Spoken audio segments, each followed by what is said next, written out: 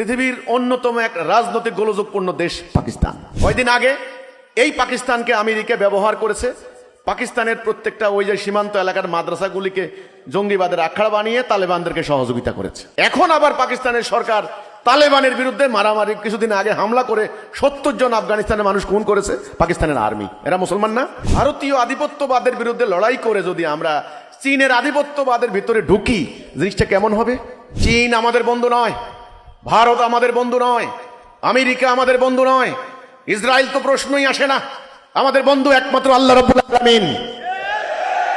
আমাদেরকে এখন থেকে যদি পারেন এই রাজনৈতিক দলাদলি বন্ধ করে দিয়ে, ধর্মের নামে হানাহানি বন্ধ করে দিয়ে, যদি সবকানকা আন্নাহুম বুনিয়ানুম মারসুস, সীসা গলানো প্রাচীরের ন্যায় ঐক্যবদ্ধ হতে পারেন, মুসলমান জাতি হবে কয়টা? একটা। কোনো জোট লাগবে না, জোট লাগবে না, কোনো জোট দরকার নাই।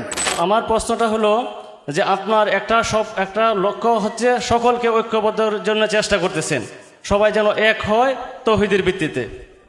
তো আজকে আমি একটা নিউজ দেখলাম, নিউজটা হচ্ছে যে বাংলাদেশ, আফগানিস্তান, পাকিস্তান আর হচ্ছে চীন মিলে একটা জোট তারা গঠন করতে যাচ্ছে। তো এখন তাদের এখানে লক্ষ্য উদ্দেশ্য কি, আর আসলে তাদের এখানে ফলাফল কি হতে পারে? মোশাররফ ভাই, আপনাকে অসংখ্য মোবারকবাদ। আপনি একজন খুবই সচেতন মানুষ। আপনি আল্লাহর দ্বীনের দিকে মানুষদেরকে যেমন ডাক দিচ্ছেন, তেমন আপনি এই অঞ্চলে কি হচ্ছে, বিশ্বে কোথায় কি হচ্ছে সেদিকেও খবর রাখছেন। একজন সচেতন মোমেন হিসেবে এই প্রশ্ন করার জন্য আপনাকে আমি অসংখ্য ধন্যবাদ জানাই। প্রথম কথা হলো, এই সত্যটা বোঝার পর আপনার সামনে যারা বাধাগ্রস্ত করছে, প্রতিবন্ধকতা সৃষ্টি করছে, তারা আসলে সামান্য স্বার্থের ভয়ে তারা এই কাজটা করছে। তারা জনগণের সামনে মিথ্যা তথ্য দিচ্ছে, বিভ্রান্ত করছে। তো ইনশাআল্লাহ যদি আপনি অবিচল থাকেন, অটল থাকেন লক্ষ্যের প্রতি, সবর অবলম্বন করেন, যে সবরের কথা আল্লাহ বলেছেন, ইনশাআল্লাহ ওরা আপনাকে বাধাগ্রস্ত করতে পারবে না ইনশাআল্লাহ। এটা সত্য হক। দ্বিতীয় কথা হলো, আপনি বলেছেন যে পাকিস্তান, আফগানিস্তান, বাংলাদেশ, চীন একটা জোট তৈরি করছে। দেখেন, দ্বিতীয় বিশ্বযুদ্ধের পর সারা বিশ্বে দুনিয়াটা দুটি ভাগে বিভক্ত ছিল। একটা হলো রাশিয়ার নেতৃত্বে সমাজতান্ত্রিক ব্লক, আর একটা ছিল আমেরিকা, ব্রিটেনের নেতৃত্বে পুঁজিবাদী গণতান্ত্রিক ব্লক। মূলত পুরো বিশ্বের রাজনীতি এই দুটি ব্লকে, দুটি বলয়ে কিন্তু বিভক্ত হয়ে গেছে তখন থেকে। ইউরোপের রাষ্ট্রগুলোও গেছে, মুসলমান তো গেছেই কয়েকশো বছর আগেই, কিছুই নাই। তো এখন এই ধরনের বলয় এটাকে বলে বলয়, হ্যাঁ, এই ধরনের ব্লক প্রভাব সৃষ্টি করার জন্য তারা কিন্তু জোট গঠন করছে। কিছুদিন আগে আমেরিকা, ভারত, সেটা হলো কোয়াড করছে আবার চীনকে ঠেকানোর জন্য। কথাটা বুঝছেন কিনা?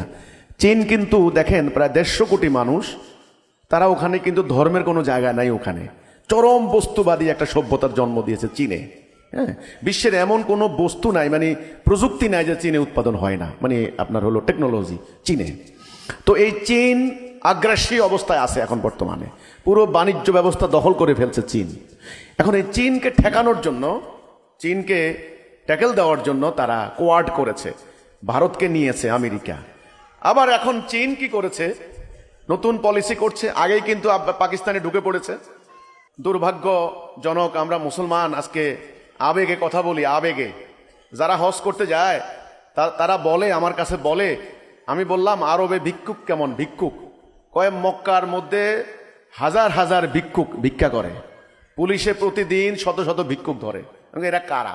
কয় ম্যাক্সিমাম পাকিস্তানের, ম্যাক্সিমাম ভিক্ষুক পাকিস্তানের 25 কোটি মানুষ।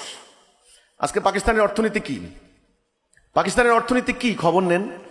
পৃথিবীর অন্যতম এক রাজনৈতিক গোলযোগপূর্ণ দেশ পাকিস্তান। কয়েকদিন আগে এই পাকিস্তানকে আমেরিকা ব্যবহার করেছে পাকিস্তানের প্রত্যেকটা ওই যে সীমান্ত এলাকার মাদ্রাসাগুলিকে জঙ্গিবাদের আখড়া বানিয়ে তালেবানদেরকে সহযোগিতা করেছে।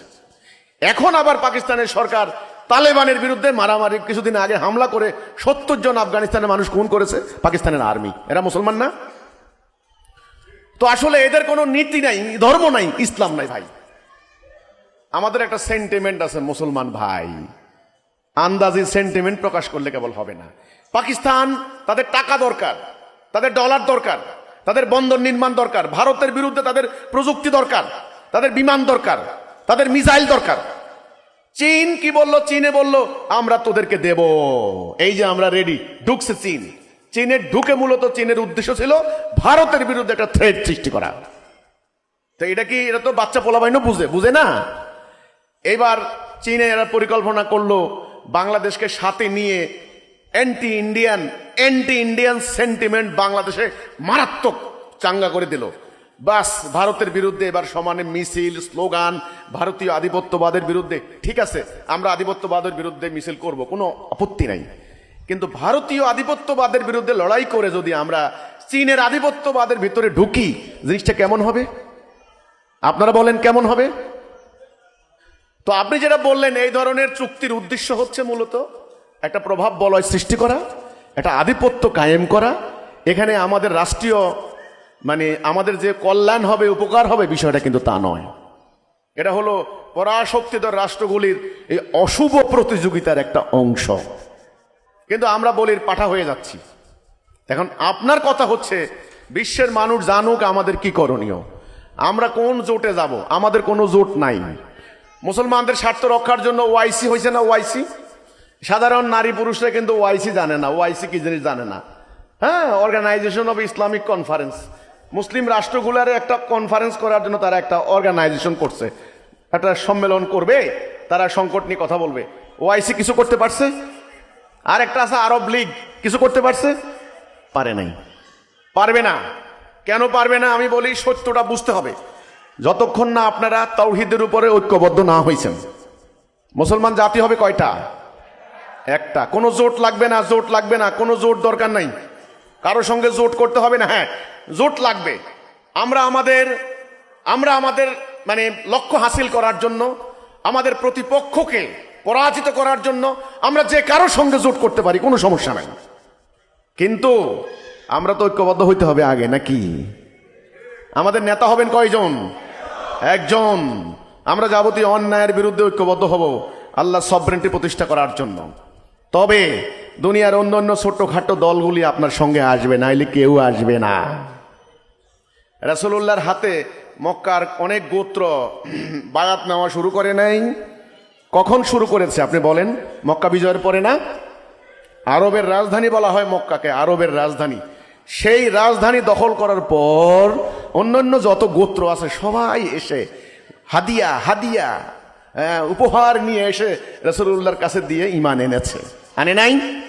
যে আমরা এতক্ষণ আপনার সাথে আছি। এতদিন কইছিলা? আমি বাংলাদেশের মুসলমান বলি, পাকিস্তানের মুসলমান বলি। চীন আমাদের বন্ধু নয়, ভারত আমাদের বন্ধু নয়, আমেরিকা আমাদের বন্ধু নয়, ইসরায়েল তো প্রশ্নই আসে না। আমাদের বন্ধু একমাত্র আল্লাহ রাব্বুল আলামিন। আমাদেরকে এখন থেকে যদি পারেন এই রাজনৈতিক দলাদলি বন্ধ করে দিয়ে, ধর্মের নামে হানাহানি বন্ধ করে দিয়ে, যদি সবকানকা আন্নাহুম বুনিয়ানুম মারসুস, সীসা গলানো প্রাচীরের ন্যায় ঐক্যবদ্ধ হতে পারেন, জোট লাগবে না। যারা দরকার তারা আমাদের সাথে আসবে। এটা সম্ভব কিনা এটা নিয়ে কাজ করেন। আর যে জোটের কথা আপনি বললেন, এটার উদ্দেশ্য হচ্ছে ভারতকে ট্যাকেল দেওয়া, অন্য কোনো উদ্দেশ্য নয়। এটা বাংলাদেশকে একেবারে সিঙ্গাপুর বানাই দিবে এই উদ্দেশ্য না। কিন্তু ঋণের জালে আবদ্ধ করবে, ওরা করে নাই? ঋণের জালে আবদ্ধ করে নাই? শ্রীলঙ্কাকে করেছে। তো ঠিক আছে, তাহলে আপনাকে ধন্যবাদ। তারপর প্রশ্ন।